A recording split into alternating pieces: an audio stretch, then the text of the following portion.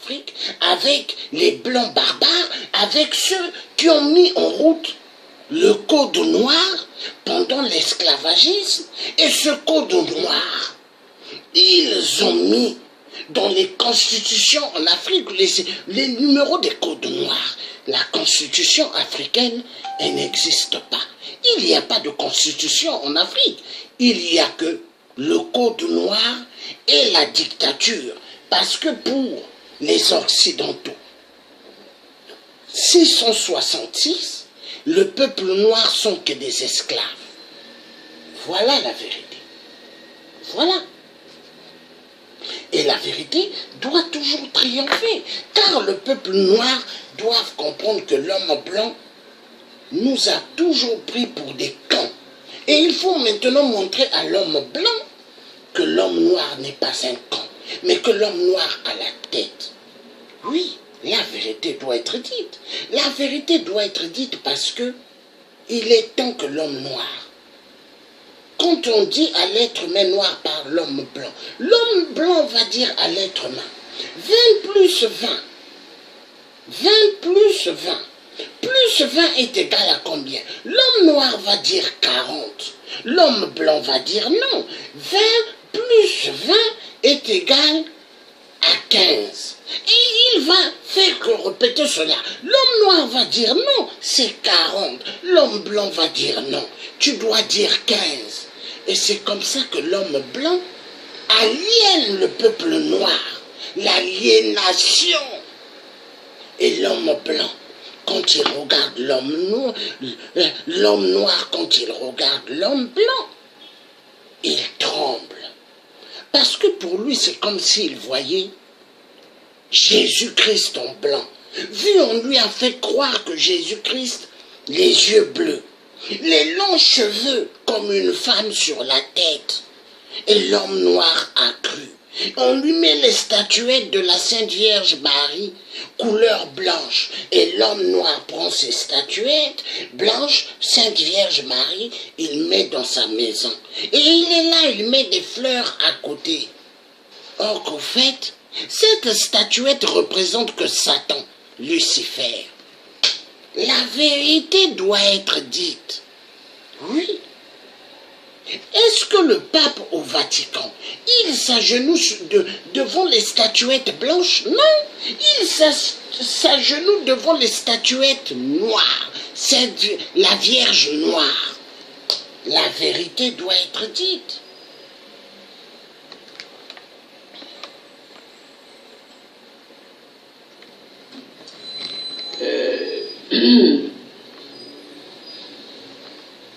J'aborde d'habitude mes conférences avec beaucoup d'élan, d'enthousiasme, et je dois dire que je suis aujourd'hui meurtri. Je le suis parce que j'estime que l'Afrique mérite mieux que le sort qui lui est infligé en ce moment. Et je ne m'attendais pas, lorsque vous m'avez adressé cette invitation, à ce que les choses évoluent dans le sens que nous avons constaté tous ces jours-ci. Mais le plus douloureux pour moi, c'est moins la violence de l'histoire que la lecture qui en est faite. Il y a énormément de malentendus, et à propos de l'Afrique d'une manière générale, de la manière dont elle est traitée, y compris dans le camp des Africains. C'est ça qui est préoccupant. À l'aéroport, j'ai été accueilli par un jeune qui, tout de go, m'a dit, c'est bien ce qui s'est passé en Côte d'Ivoire et maintenant on va avoir la paix. Alors, j'ai essayé d'en savoir davantage. J'ai bien entendu, il est convaincu comme tout le monde que d'un côté, il y a un légitime, de l'autre côté quelqu'un d'illégitime, et qu'il fallait que le droit international s'applique. Et c'est aussi carré, c'est ainsi. Et au fur et à mesure, j'ai appris que selon les sondages, 63% des Français approuvent en tout cas l'intervention conjointe de l'ONUCI et de la Licorne en Côte d'Ivoire et l'arrestation de Laurent Gbagbo. Je pense que c'est pertinent de commencer mon propos par cette réalité douloureuse pour moi, pour beaucoup d'Africains avertis.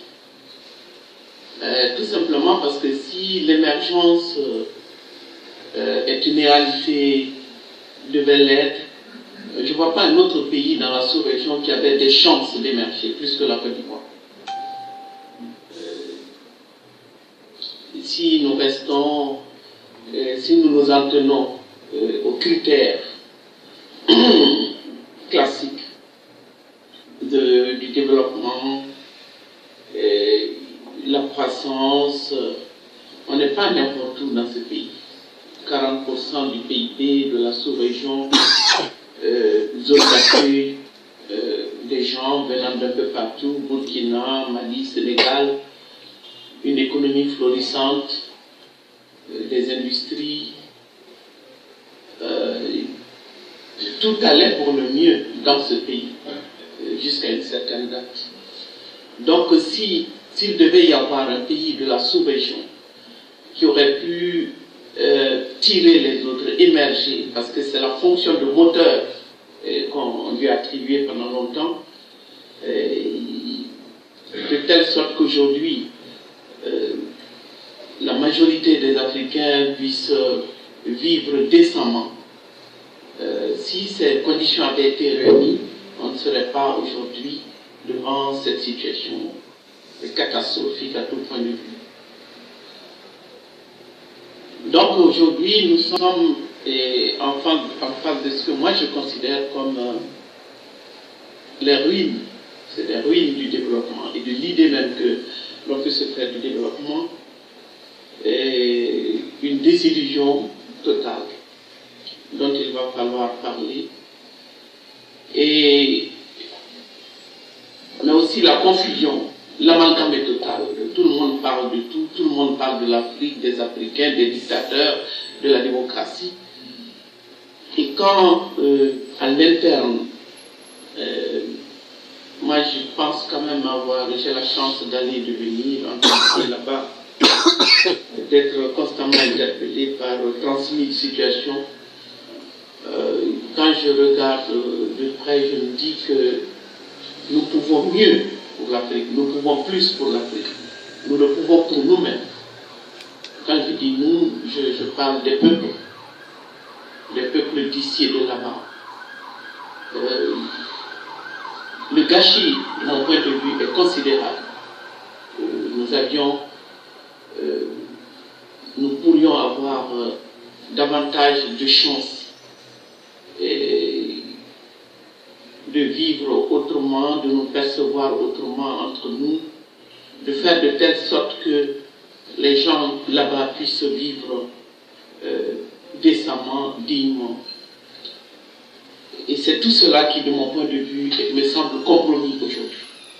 Quand je regarde la grille, parce que Yves l'a dit, c'est vrai, dans mes différents essais, j'ai une formation de psy au départ, je suis très préoccupé par les questions de perception, d'interprétation, la perception du soi, des autres, la relation à soi, aux autres, et des questions éminemment culturelles. Mais j'ai été amené chemin faisant à m'intéresser bien entendu aux questions économiques, politiques, macroéconomiques, géopolitiques, géostratégiques, pour savoir où sommes-nous en Afrique, qui sommes-nous, que sommes-nous devenus dans le cadre d'une mondialisation qui théoriquement devait donner sa chance à chacun qui, après la chute du mur de Berlin, a été présenté comme un monde ouvert à tous, libre. Bon, force est de constater que tel n'est pas le cas. Yeah, that is your thing. J'ai pas besoin de l'expliquer. Put less today. Et la question migratoire est l'une des expressions les plus parlantes du fait que nous ne sommes pas du même monde et que lorsque on parle de développement ici et là-bas, il ne s'agit pas, le contenu n'est pas le même. Quand on parle de démocratie ici et là-bas, il ne s'agit pas de la même chose. Et que c'est pour cette raison que nous sommes confrontés à des réalités qui, de mon point de vue, ne m'autorisent pas et, en tout cas, m'obligent à questionner l'émergence. Laquelle? Dans quelle direction? Sur quelle base? La notion a surgi et a envahi le champ sémantique des politiques et des spécialistes du développement ces dernières années, et à la faveur de celle de la Chine, bien entendu, la Chine et les BRICS d'une manière générale. Il est apparu, en tout cas, on entretient l'illusion selon laquelle l'Occident n'a pas le monopole de la croissance et que d'autres pays peuvent se tirer d'affaire et relever le défi du rattrapage. Parce que nous sommes dans... c'est le défi que nous nous lançons à nous-mêmes depuis toujours. Puisque nous avons intériorisé l'idée selon laquelle nous sommes des peuples arriérés et que si nous sommes dominés, c'est nécessairement parce que les dominants ont des valeurs, des institutions et des normes supérieures. Donc nous devons de rattraper l'Occident. Donc le processus de développement a été jusqu'ici une question de course dans la direction de ceux qui nous ont dominés et pour les élites, bien entendu, de chausser les bottes du colon. On essaie depuis 50 ans, visiblement sans succès, puisque au terme de 5 décennies de développement dépendant, totalement dépendant de financement extérieur, d'expertise extérieure, d'idées importées, nous nous trouvons dans des sociétés où le taux de chômage, ici on a un calcul, on sait à peu près combien de personnes travaillent ou ne travaillent pas. Chez nous c'est totalement surréaliste. Il n'y a pas une seule famille où nous n'avons pas 2 ou 3 ou 4 jeunes diplômés sans emploi. Dans un contexte où précisément au nom de l'efficacité économique, les pères et les mères qui travaillaient, en tout cas dans des structures formelles, ont souvent été mis au chômage. Ou alors, les salaires de misère qui leur sont donnés ne leur permettent pas de nourrir leurs enfants. Donc nous sommes, le chômage, et plus particulièrement le chômage des jeunes diplômés, et qui fait imploser aujourd'hui le Maghreb, une réalité mondiale et dramatique, particulièrement dramatique en Afrique subsaharienne. Pour parler d'émergence, il faut réunir, bien entendu, donc l'une des conditions, c'est le savoir. L'une des conditions, c'est l'éducation. Donc, je vous dis dans quelles conditions, pourquoi, et la plupart du temps, dans un contexte où 50 ans, nous aurions dû avoir nos universités, nos chercheurs, nos enseignants, et les choses se sont passées de telle sorte que c'est une situation de sauf qui prévaut, à la fois pour les étudiants, les enseignants. Et l'Afrique est saignée à blanc. cherche une issue à l'enlissement dans le départ. Départ qui est géré, comme vous le savez, par aujourd'hui ce qu'on appelle la politique de l'immigration choisie. Si j'ai bien compris, le dernier ministre de l'Intérieur ne s'attaque même pas seulement à l'immigration dite clandestine, mais lui, c'est l'immigration d'une manière générale qui lui pose problème. Et pourtant, quand on nous fait jusqu'ici pendant 5 ans, nous n'avons fait qu'appliquer des instructions données et à la fois par les institutions de Bretton Woods et les puissances occidentales qui, surtout après la chute du mur de Berlin, ont laissé entendre qu'il n'y a pas d'alternative au marché.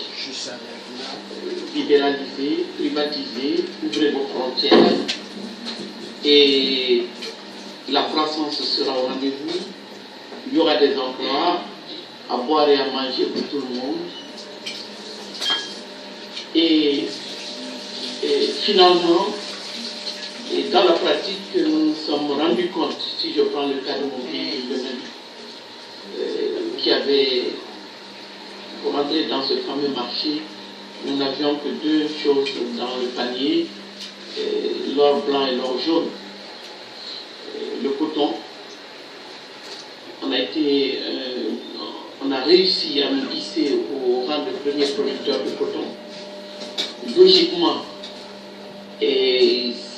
la vente du coton devait permettre à l'État de disposer de recettes et aux paysans de revenus décents.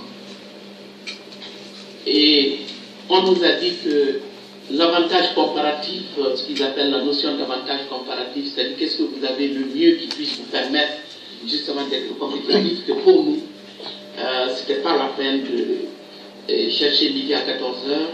Nous avions de la main-d'œuvre, un bon marché, de l'espace et un climat qui nous permet de faire du coton, et allons-y pour le coton.